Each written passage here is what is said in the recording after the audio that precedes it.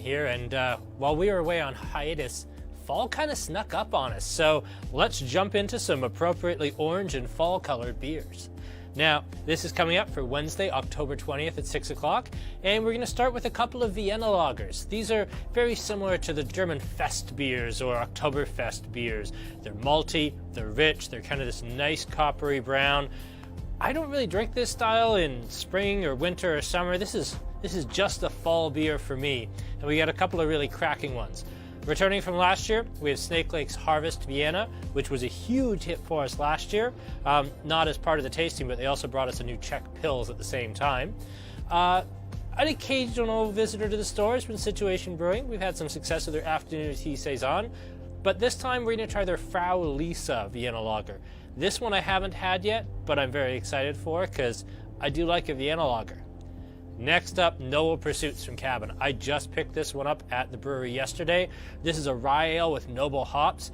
It's fall in a glass. It's spicy, it's got good earthiness in the hops. That rye sweetness and oiliness just pervades the whole beer. It's a really refreshing one. I think this is going to be a huge hit with you folks. And then finally, we're going to do a pumpkin beer, Ferny Ghost Rider. So I don't know if they actually do put pumpkin in this one. They say they do, but very often they don't. It'll have cinnamon and clove and nutmeg, but this one also includes the pumpkin. So it's supposed to taste like a pumpkin pie, and it will either be absolutely fantastic or a horrific, sweet, gross mess. All that and more coming up Wednesday, October 20th at 6 o'clock. I hope you'll come out. Media Boutique.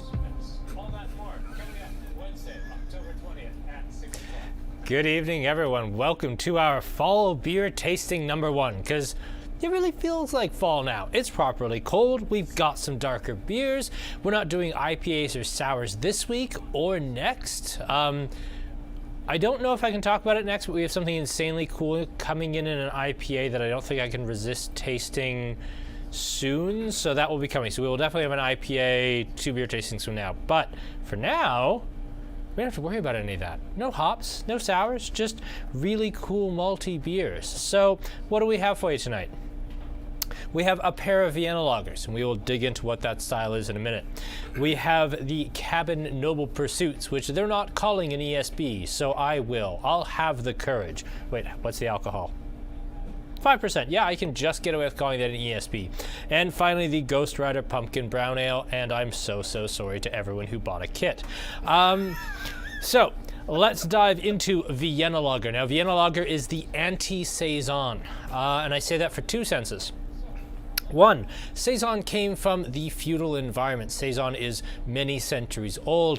It comes from a time where you had to feed your field hands in beer, and what was available to make a saison was literally what you had left in spring when your granaries were at their absolute lowest, when what you had left was just the absolute dregs from the previous year, and you hopped it a little more aggressively because you had to hide the fact that grain wasn't that good, and it was a very old, very farmhousey style. It was pre-industrialization. It was very unique.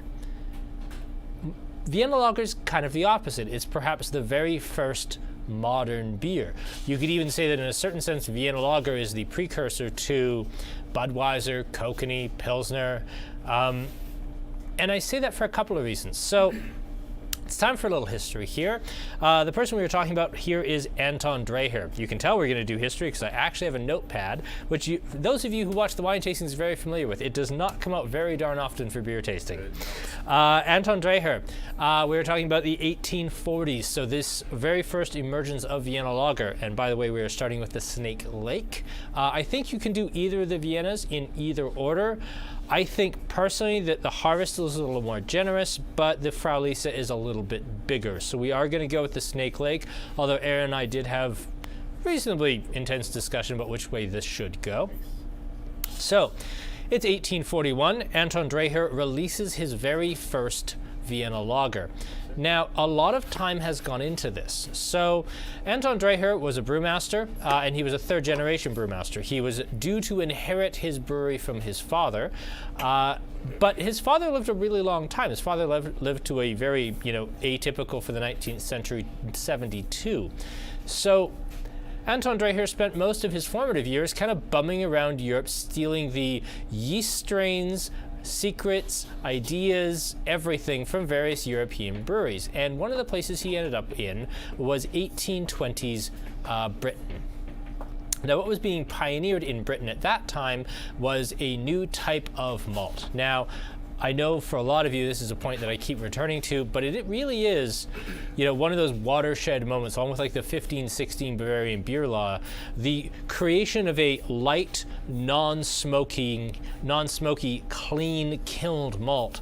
That was a whole new thing. That was a game changer. Basically, every beer style that we know today, including modern saisons, all owe their existence, the fact that we can actually make dry malted barley without needing to resort to basically roasting it over a big smoky wood fire or coal fire. So in the 1820s, they start doing this dry, clean killed pale malt.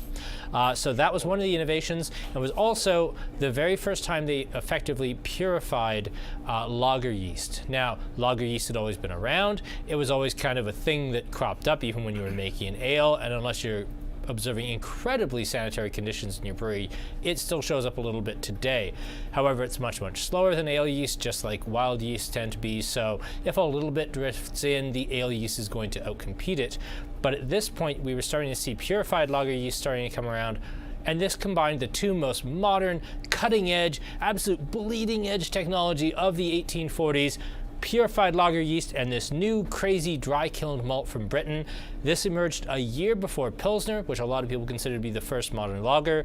1 year early, Vienna Lager comes out. So, what is it? Well, I described it as the anti-saison first in technology, but also in seasons. So saison is brewed from the leftovers and the leavings of the previous year's harvest. Vienna Lagers are traditionally, at least these days, made in the fall. So they're the first beers made from the new crop of barley. So they are getting the absolute best of the best, freshest of the freshest, first scoop out of the grain bin of the New Year's barley, which is important because while saisons, they'll use wild yeast, maybe they'll use some barrel aging, maybe they'll use, reasonably heavy hopping for a non-IPA. Vienna Lagers is all about the malt. The barley quality in Vienna's is so crucially important that even in the 21st century, I would raise an eyebrow to a Vienna Lager made in February or March. So,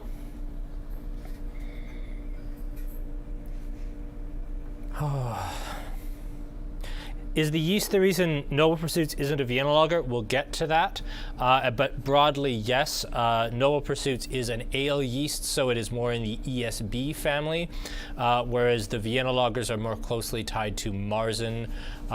Or actually, funny thing, if you're looking for an ESB from Germany, it's known as Alt beer, which means old beer, which basically means before we figured out lager yeast. So if you want something that's exactly like a Vienna Lager, or exactly like a Marzen, or even an Oktoberfest beer, because they're all very, very closely related, but it's made with an ale yeast, that's alt beer.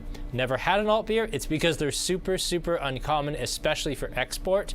I've been doing this for 20 odd years. I think I've seen like 5 alts ever come through the store, ever. It's just not a common style. But yes, effectively, these are lagers, this is an ale, this is so heavily flavored it literally doesn't matter. So yeah, big difference here is these are going to be, in theory, rounder, smoother, softer. Being made with ale yeast, this will be brighter, fruitier, spicier. We'll see if that holds true. Is that next week's beer tasting on the table already? Yes, because I had a really stressful, important phone call come in about 10 minutes before we went on air, so I didn't remember to put up the black tissue paper. So yes, spoiler warning. Thanks, camera guys who, spoiled next week's tasting. Sky. Next week's tasting is indeed stout, so we'll get to that after the third beer. Wasn't me. So what do we got here? Anything else? Beer from these olden days, what was the ABV? I would assume it would be a little bit lower than what we're seeing now, which is kind of 5.5 to 5 flat. I would assume it would be a touch lower, and that's just because alcohol levels for these sorts of things have generally crept up a little bit, especially on the lager side. Again, older lager yeasts weren't as efficient as modern ones, and again, we were in the very, very infancy of learning how to brew with purified lager yeast, so efficiency was a relatively low thing and they wanted a high attenuation. So rather than ending up with a slightly sweet lager, they'd rather just go on the safe side and go with a dry but slightly lower alcohol lager. Yeah, so this is Snake Lake out of Sylvan Lake. This is their version of a Vienna. I think this is the second year they've made it. We had it last year. If they did make it the year before, we didn't get it down here. So for us down here, this is their second year.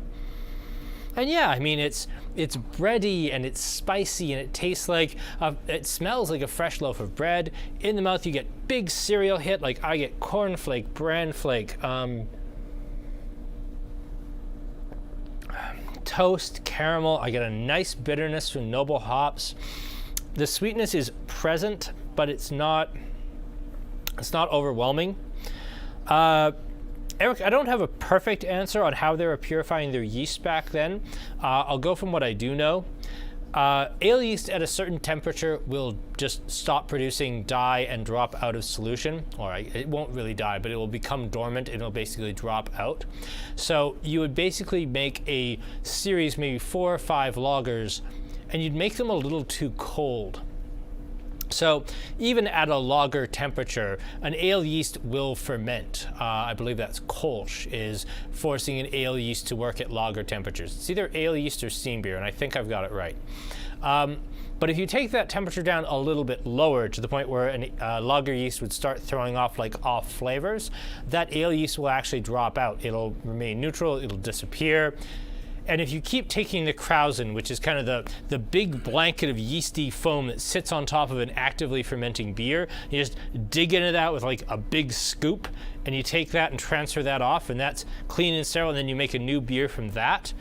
And you also ferment that too cold, and you keep doing that forward. Eventually, the ale yeast component will become so small that you effectively end up with a purified lager yeast. A lot of breweries to this day will actually continue with that. They will take their yeast for the next batch from the high krausen of the batch before, assuming they're going to use the same yeast strain. Eventually, that yeast will become infected with wild yeast if you're doing ale temperatures.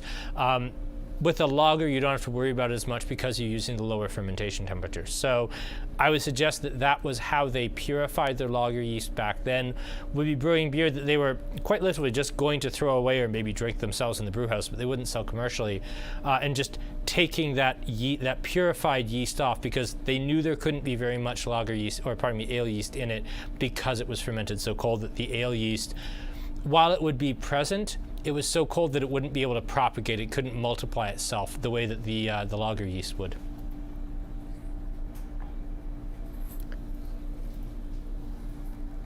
And Kevin comments on something that it's usually my big complaint with Vienna Lagers. Vienna Lager was a reasonably heavily hopped variety of beer. It tended to have some nice bitterness and spiciness from noble hops that balanced out that round cereal. I often call it like a Ritz cracker sweetness to it. It needs something to round that out, otherwise it's just too sweet. Some Viennas, I won't name names on this one, they do tend to go a little too sweet. This one does have that nice spicy backbone that keeps the beer dry, keeps it interesting. Oh, sorry, apparently I wasn't clear enough on the lower temp. So when you lower the temperature, every yeast strain out there, pardon me, has an active fermentation temperature where it's happy. Generally speaking, an ale yeast is happy between, let's say, between 20 and 30 degrees Celsius. I don't know the exact numbers, but that's roughly correct. If the ale yeast is in that temperature band, it's happy, it's fermenting, it's propagating, which means it's making more of itself, and it's also actively fermenting the beer. So when that big krausen of foam and yeast cells and everything else, it's all sitting at the top of the beer, that's going to be more or less effectively pure ale yeast of a fairly healthy type that you can pour on straight onto the next batch. Now, eventually, just because of wild yeast filtering in from the air, that will slowly become infected. Why it's easier to purify a lager yeast strain is because if you drop that temperature down to, say, 10 degrees Celsius, now the ale yeast and most of the wild yeasts, they won't be able to propagate themselves. They will ferment very, very slowly. So while the lager yeast is very happy and it's propagating like anything, and let's say you started out with even a 50-50 blend of ale yeast versus lager yeast, after that first one, it'll probably become 70% lager yeast to 30 ale yeast, and then 85-15, 92 to 7.5, and on and on and on. You can slowly drive down that ale yeast and wild yeast component just because they're not as efficient at this lower temperature, whereas the lager yeast is. And that's all you're doing when you're purifying for that. Now, I know that's how some people do it today, and I would speculate that that is how they were doing it back then. Now again, I'm not a beer historian, but I've got a rough idea that's how you would do it.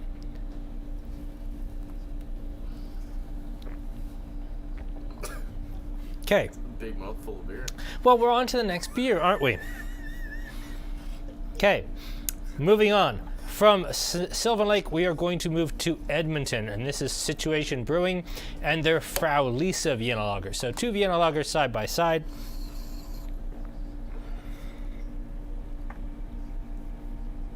Very, very pretty. I don't think quite as spicy as the Harvest by Snake Lake. I do think when you get it in the mouth, it is a fair bit darker. I think there's a little bit more sweetness in this one, and it's certainly a bigger beer. I think that the Harvest is perhaps spicier, more balanced, but this is certainly bigger. We do have to move on, unfortunately.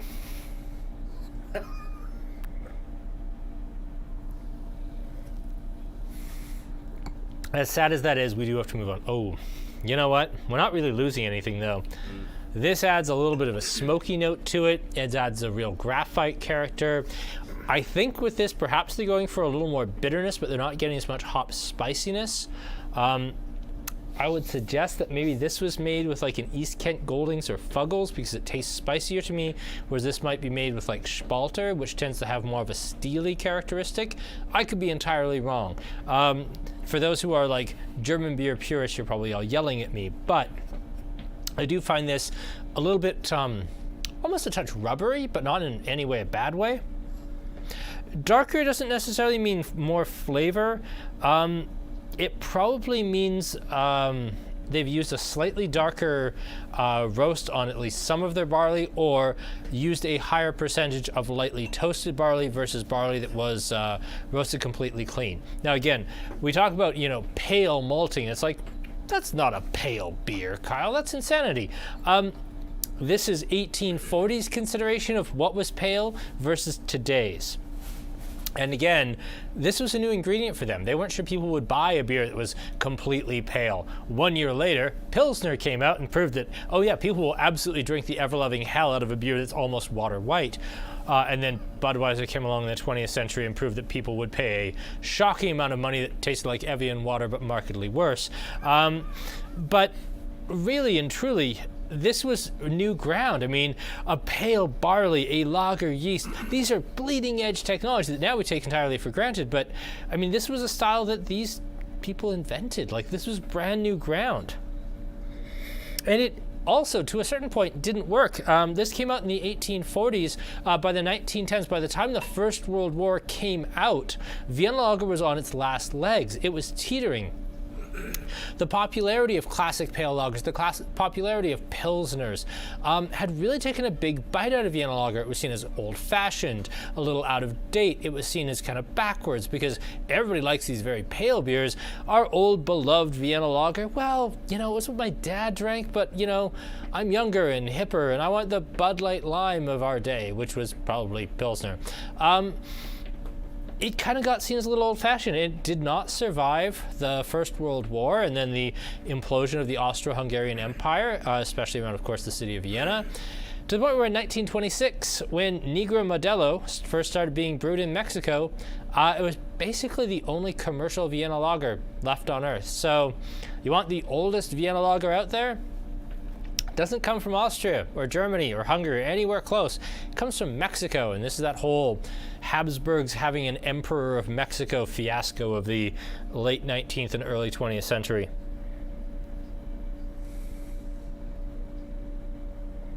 And yeah, Chris, it is like new, clean tennis ball or like dog toy rubber. Absolutely.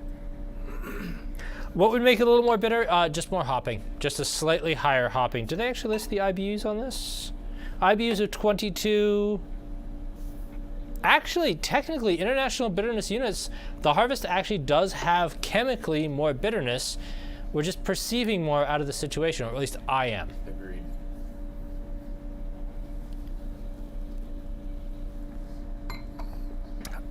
Justin, I also wish we saw more situation down here. I also run a store that has to sell the beer. I will say that since these came out, I'm selling almost a flat of harvest for every 4-pack of Fraulisa. Situation's great. I love Situation. I like talking about their beer. It tends to sit around a bit. Not to the point where I will never bring them in, but to the point where I have to be pretty sure I'm either going to do it on a tasting and see how it goes, or it's going to be something that's just going to be a runaway hit, like the very first new fun sour of spring or something. Situation down here, at least, SYC just eats their lunch. Like, apparently down here there is exactly enough market for one Edmonton brewery, and people have decided that brewery is going to be SYC. Situation is a tough sell, and I love their beer. It's just I don't love selling it.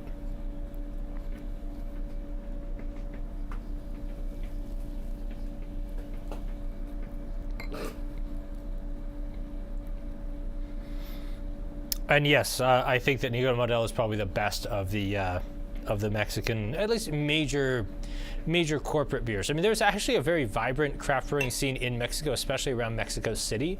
We've had one or two things through the store from them, not at the minute, but there's some real craft brewing innovation going on in Mexico City. I mean, you're right next to the U.S. Specifically, you're not that far from California, and believe it or not, Texas and New Mexico and even Arizona have reasonable craft brewing scenes. Mexico City's no slouch. Like, it's not anything to shout at compared to like San Francisco or Seattle or Portland, but Mexico City's a darn good brewing town apparently. So there are things going on. Could be because they're a bit of an unknown brewery down here. I mean, possibly, but I mean, we did, I think in the first 6 months we did 3 different Situation beers. We definitely did their IPA, we definitely did their afternoon tea saison, and I'm pretty sure we did one more. And just none of them got any real traction. We had a bit of a minute for that tea saison, but by and large it was a bit of a mugs game selling it down here. Let's move on though. Noble Pursuits. Everybody loves an ESB, especially this crowd. And Noble Pursuits, while Cabin is not calling it an ESB, I will say that it kind of follows up on that ESB sort of tradition. This is a rye ale using a fairly high proportion of actual malted rye, which gives it this lovely spicy sweetness. And then they're using Triumph hops. Now, Triumph hops is a new strain, and this requires a bit of a digression into hops. Traditionally, when we're talking about hops, you have the North American New School, and I'm leaving a ton out here. I'm leaving out the entire New Zealand, Japanese hop school just out of this.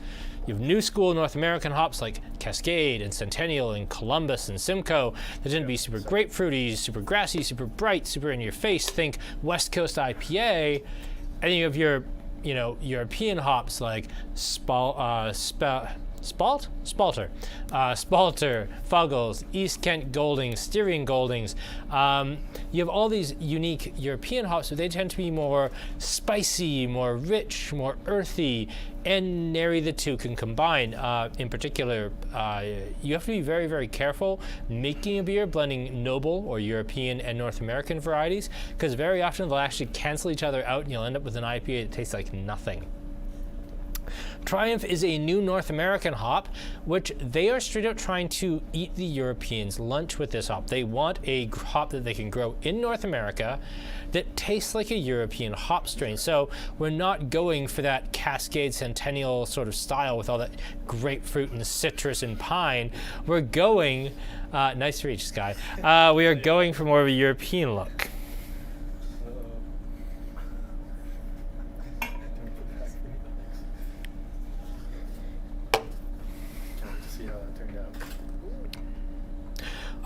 It wasn't a Situation tasting. I think it was an Edmonton tasting. I think we did Situation against Sea Change, and there might have been a Might have been SYC in there too, but I don't know if there was.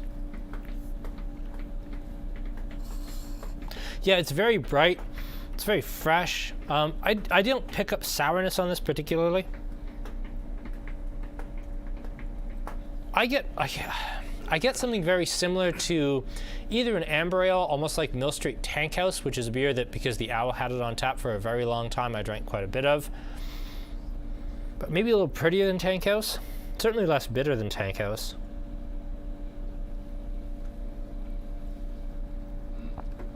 Kevin, if that is true, I completely have blocked that from my memory. I do not remember having a brewer from situation on the channel, so I apologize if that's the case, but I do not recall.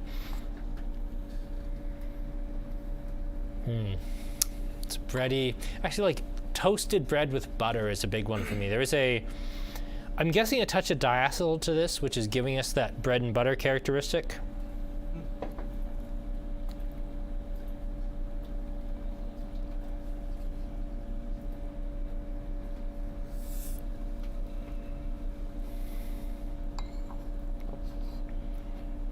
And it is, You think it seems quite muted? You know, I was really torn between putting the Noble Pursuits here and opening with it, or doing it after the Viennas.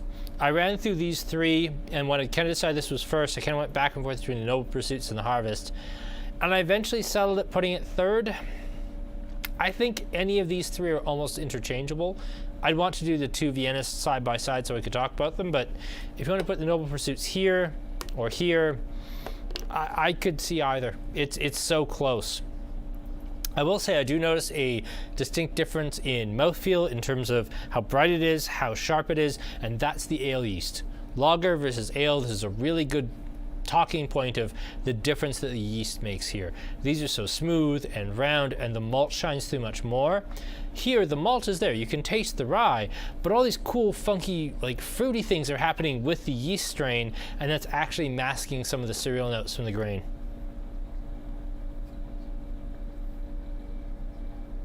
Kevin doesn't have many misses. They occasionally do, though. I'm trying to think of one. I've definitely had some Kevin beers I didn't like, but I'm coming up a little empty.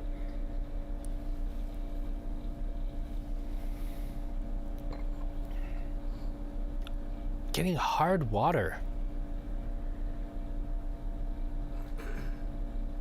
Yeah, you know, that's not a thing I'd have ever picked out.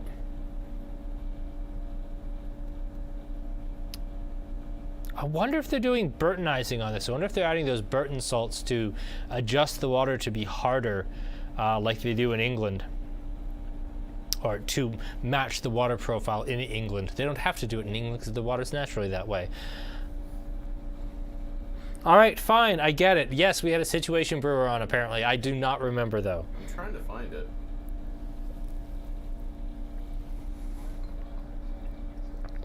Yeah, I think they have to have modified the water with this one, Craig. I agree. Also, apparently it's Craig's follower anniversary. Hey. Happy anniversary, Craig. God, we've had some stupid tastings. We have so many dumb tastings, don't we? Stupid tastings. Also, this marks beer tasting number 75, where I don't have a theme song or a jingle. Oh, yeah. Thanks, I suppose. Aaron. Jesus. Yeah. Was there one before? No. He's just been harping on me about putting one together. Literally since week 2. No, come on. It hasn't Week been 2. that long. Week So I'll submit, 2. I'll submit the estimate. I'm gonna have to pay some musicians. No, I just want you to like sing it yourself. Acapella. Acapella style. Yeah. No, you don't. All right. So you might have noticed I've kind of been putting this one off a little bit, and I have. That's certainly the case. So let's talk about what's coming up next week and not focus on the fact that I have to drink a pumpkin beer and pretend to be happy about it. And that's not any slouch on Ferny's. I'm sure Ferny did a magnificent job. I just do not like pumpkin beer. Which is funny because I actually do like Starbucks pumpkin spice lattes. I just don't enjoy pumpkin beer. Right, moving, ooh, marmalade, Chris. Yeah, I kind of like that. I think there is some orange to that. but it's very much a cooked orange, preserved orange. That's very good. Okay, so next week we are going to do stout. This is the tasting I've wanted to do for about a month. I kind of openly whined about it 2 weeks ago, wanting to do, I wanted to do the Eclipse Stout. Well, we finally get to do a stout tasting. When it rains, it pours. And more than that, this comes from a conversation Aaron and I had a couple of weeks ago. We need to stop doing the same damn breweries. We always do Snake Lake. We always do Cabin. I mean, this week we have a situation in a Ferny, but like, come on, we got to branch out a little bit. We found Category 12 almost completely by accident. You know, we put it in a lineup. It's like, hey, here's a new brewery you haven't heard of before. I hope it's good. And then it was brilliant. Well, we need to branch out a little more. We need to find some new breweries. So we are trying 4 breweries, none of whom I currently carry in the store. One of whose name I can't even remember. I'll have to look at the front of the can like an idiot. But we're going to do a stout tasting. I think it's called like High Holler. Just look. Screaming Toller. Well, you know, phonetically I was close. No, you weren't. No, I wasn't. No, it was terrible. So anyway, stout tasting. We're going to start with an absolute basic stout, and then we get to a very heavily modified stout. This is by Screaming Toller. This is their Silky Sidestep Stout. This is just hops, barley, yeast, water. This is a right down the middle, big, roasty, classic stout. And then we're going to start mixing up that formula. We're going to go to Atlas Brewing. This is their Pillars of Hercules. Awesome name for a beer, by the way. Best named beer I've seen for a while. This is their Oatmeal Stout, and we can talk a little bit about, you know, the oatmeal craze of the 19th century and how the brewing industry basically tried to parlay the health benefits of oatmeal versus the health benefits of, you know, drinking. So, really interesting story. We'll get to that with this. Best of Kin we have tasted before. We did their Big Hat IPA, which I remember very famously calling is a hazy IPA. It tastes exactly like Rickard's White. But this one sounds fun. This is a coffee kelp stout. So coffee stouts are, you know, common as anything. Kelp stouts are a little rarer. We have done one, but that should be very, very fun. And then Hawktail Brewing, a brewery that I brought in a couple of times, has never sold very well. Corey at Two Guys does quite well with it, but not this one, the Rye Milk Stout. I really like this beer. It combines kind of that spicy rye note with the roasty notes, and it's a little bit sweeter with the milk going on. I think this is going to be a really fun dark beer tasting, and I'm very excited to do this with you because we're going to go right from the very, very basic to the completely wild and crazy and everywhere in between. This is going to be fun. So that's coming up next week. I was actually thinking of... Whose cup was I thinking of? It was somebody who actually like messaged me as a brewery and asked to be featured. That's a brewery I don't particularly care for, to be honest. BC Brewery, their IPA is god-awful. No, it's not coming to me. I've had a bad memory all day for some reason. Probably not the worst thing. No, it's definitely better I don't name them on the channel. That's true.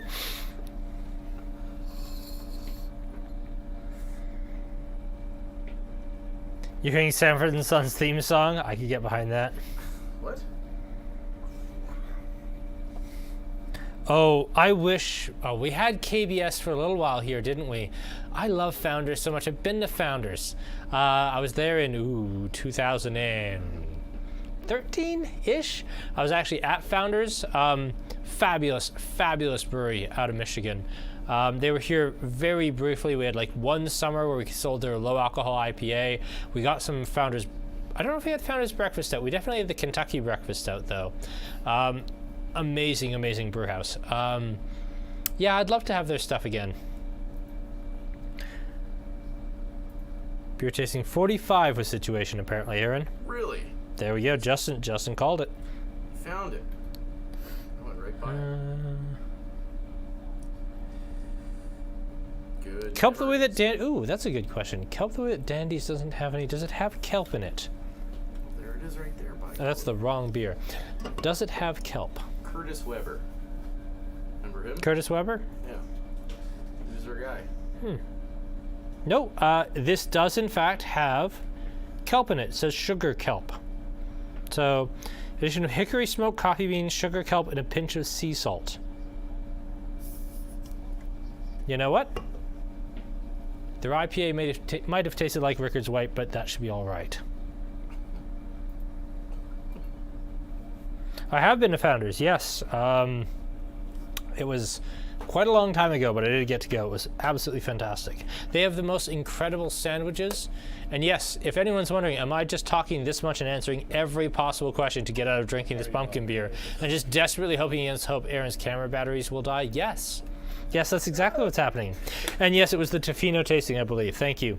And I still do not like their IPA particularly.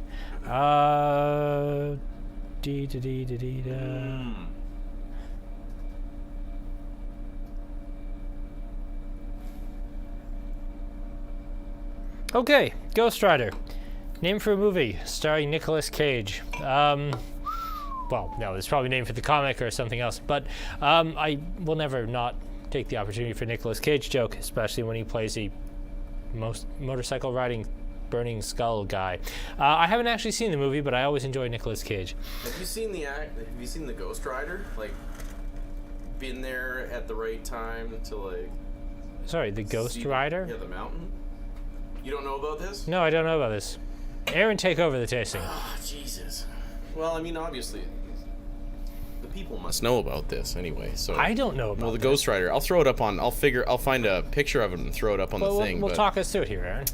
Well, I'll take at any a excuse not to particular drink time in the evening, I think in the summer months in Ferny, when the sun shines on the north-facing mountain, Ghost Rider Mountain, it appears like an indigenous guy. Like a face. He's riding a horse. So if it's just a face, how do you know it's... This is a shadow. It's not just okay. a face. It's like a guy riding a horse, and it looks kind of striking. It's kind of unbelievable how, you know, it's kind of like a silhouette. Okay, yeah, kind of yeah, style yeah, thing. okay. Anyway, but it only happens like once. It's like a day kind of in a certain season in Ferny, and it's like. It has Everything the lines curse up of perfect. Ferny. Ferny's burned down like 3 times or something like that, and it's like, you know, it's loaded, man. It's heavy duty. I literally have never ever heard of that. Yeah. That's the Ghost Rider. It's Huh. a legend, yeah. Cool. I've been there when I was a kid once. I don't remember it too much though. Okay. So, all right. Ghost Rider Pumpkin Brown Ale. Now, pumpkin ales, I actually looked this up so we know who to blame. Apparently the first modern pumpkin ale was brewed in 1981 by Buffalo Bill's Brewing Company in Hayward, California. Now, we kept talking about how Ferny keeps burning down. We should just burn down Hayward, California. But I wanted to do a pumpkin beer because, you know what? I don't enjoy them, but a lot of people do. So let's assess the beer on its merits. I will give this props in the sense that it actually does include real pumpkin. A lot of them don't. They're just a bad brown ale with like clove and cinnamon and sugar and all spice berries thrown at it. So, all right, let's do this.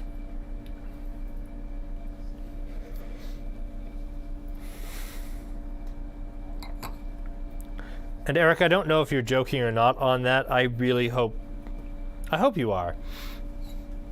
I mean, I've had pumpkin beers all over the spectrum. I think probably the best pumpkin beer is made by a brewery out of Ithaca, New York. It's called Ichabod. It's actually a pumpkin sour. That's, I think, the best pumpkin beer I've ever had.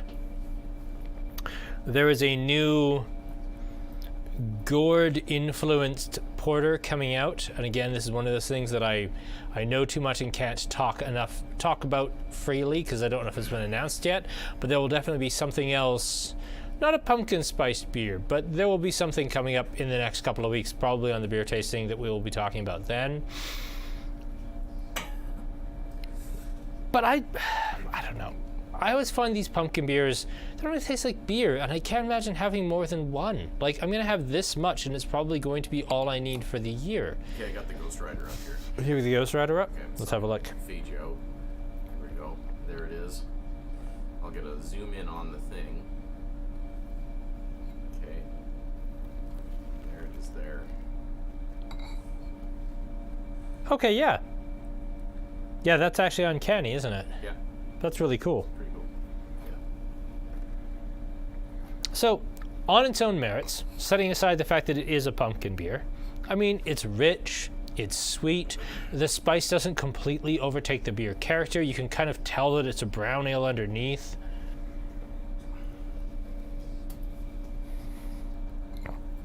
I will say, I've had much worse. Yeah, I've had much worse. It's pretty light.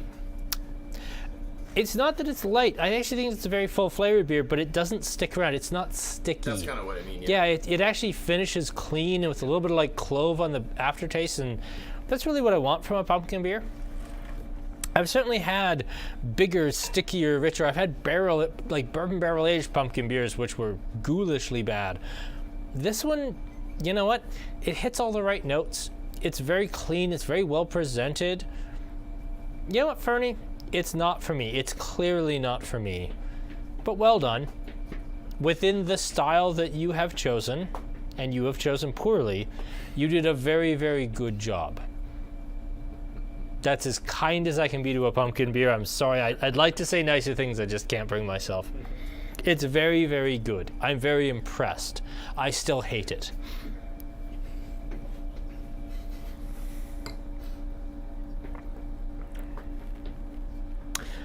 Yeah, maybe to use in a recipe. I mean, I can think of a lot of dishes I would ruin with this. Shots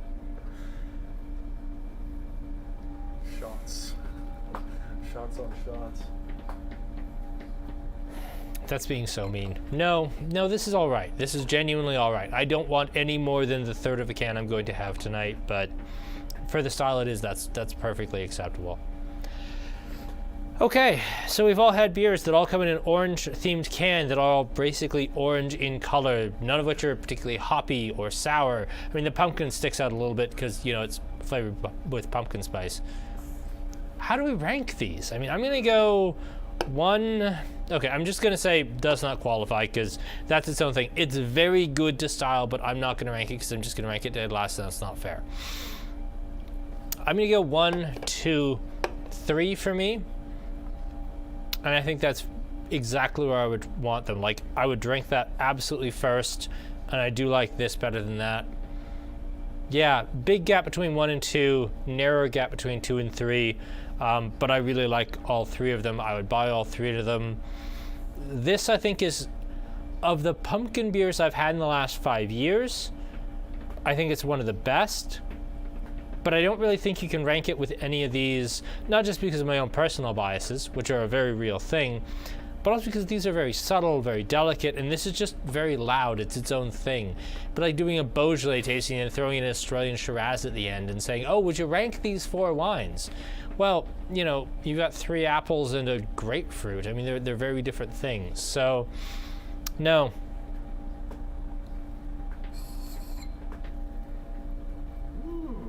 We had some 1, 3, 2, 4, 1, 3, 2, 4. I'm seeing a lot of people in concert with me. 1, 2, 3, 4, 2, 4, 1, 3. 1, 2, 4, 3. Wow, some real dislike for the Noble Pursuits I'm seeing. That's kind of interesting. I like that. 1, 3, 2, 4. Yeah, Craig and I are of the same mind. And yeah, I think that, and that's what's interesting. The Noble Pursuits I had very little to talk about because it's not really an ESB, so we can't dig into the history of ESBs. We can talk a little bit about German alt beer, but it's a very tiny topic. I wanted to talk about the history of Vienna Lager just because this is the first pale lager style, and it really does spin off into, you know, everything right down to modern malt liquor that you buy in like a 40-ounce bottle. Like all of that owes its existence to Vienna Lager in 1841. Like it's a landmark style, no different from the 1516 Bavarian purity laws. Like this is a big deal for beer. Noble Pursuits kind of got lost in the shuffle a little bit. I think the beer itself carries itself very well, but I mean, I was working from the notes that I got in like a PDF format from Cabin via text. There isn't a whole lot to find out about it. I did some digging into like Triumph hops, but it's a proprietary strain that you have to subscribe to, so there isn't a lot about it online. And rye ale is kind of a, I mean, there's Rogen beer from Germany, but this really doesn't have anything to do with Rogen beer because Rogen beer tends to be at least partially wheat, tends to be like a variation on, you know, German Weiss beer. which has nothing to do with this. So yeah, there wasn't a lot I could really talk about with this one. So I apologize if you felt like it got lost in the shuffle, and it was just a dearth of information about it. Rye kind of had a moment in the very early 2010s as an ingredient in IPAs. Rye IPA was just huge for about 2.5 years, and then it disappeared harder and faster than white IPA disappeared. So I think a few brewers are starting to dip their toes back into it. I've seen more rye beers in the last 9 months than I've probably seen in the previous 3 or 4 years. People are starting to get back there, but I think a lot of brewers kind of tried introducing a rye beer and got their hands slapped back pretty hard by very poor sales. So I think we're due for a new dawn of rye beers, but it was slim pickings for sales out there for a long time, so I don't blame the brewers for kind of shying away from the grain.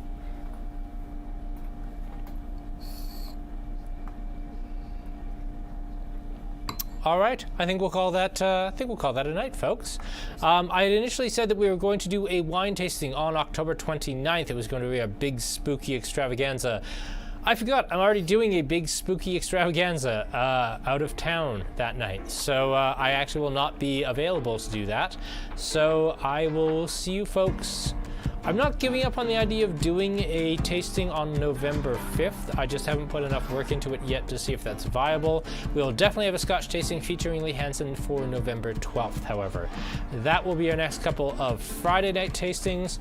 For beer, of course, we've got Stout next week, and then we've got something, maybe several somethings, very, very special coming up in 2 weeks. So I can't wait to see you for next week and especially for the week after. For tonight, though, I'm Kyle. This has been Aaron and Sky. This has been our Wednesday night beer tasting, featuring a pumpkin beer against my best wishes. So thank you all so much for tuning in, and have a wonderful night.